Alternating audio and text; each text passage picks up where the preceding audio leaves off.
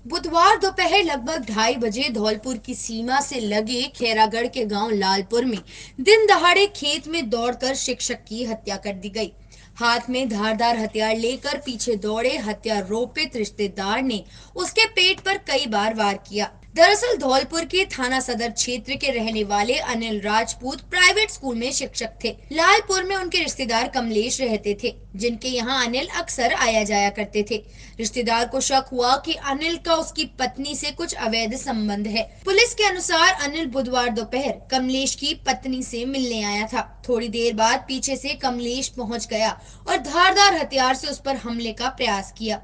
अनिल किसी तरह वहां से बचकर खेतों की तरफ दौड़ा। लगभग 500 मीटर दूर तक दौड़ते हुए अनिल गिर पड़ा और गिरने पर कमलेश ने उसके पेट पर लगातार वार कर उसकी हत्या कर दी। इस दौरान आसपास के खेतों में कई ग्रामीण काम कर रहे थे, पर हत्यारोपित कमलेश के हाथों में धारदार हथियार और सर पर सवार खून देख ग्रामीणों का साहस उसे दबोचने का नहीं हुआ। अनिल की हत्या करने के बाद वे धौलपुर की सीमा में भाग गया। शव की सूचना मिलने पर मौके पर पहुंची पुलिस द्वारा शव की शिनाख्त उसके शर्ट पर लगे टेलर के टैग के जरिए 2 घंटे बाद हो पाई। एसीपी ने बताया कि हत्यारोपित की पत्नी द्वारा जानकारी दी गई है कि अनिल 3 साल से उसके घर पर आता जाता था। साथ ही उन्होंने यह भी बताया कि उसने पति कमलेश के खिलाफ धौलपुर में दहेज उत्पीड़न का मुकदमा दर्ज कराया हुआ है।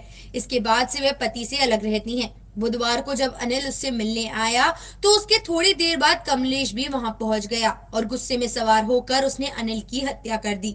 एसीपी द्वारा जानकारी दी गई थी कि एक क्षेत्रीय किसान द्वारा यह भी बताया गया है कि गोली चलने की भी आवाज आई थी। लोगों का कहना है कि खेत में गोली भी चली है। आशंका है कि पेट पर बांग से प्रहार करने के बाद हत्यारोपित ने गोली भी मारी हो।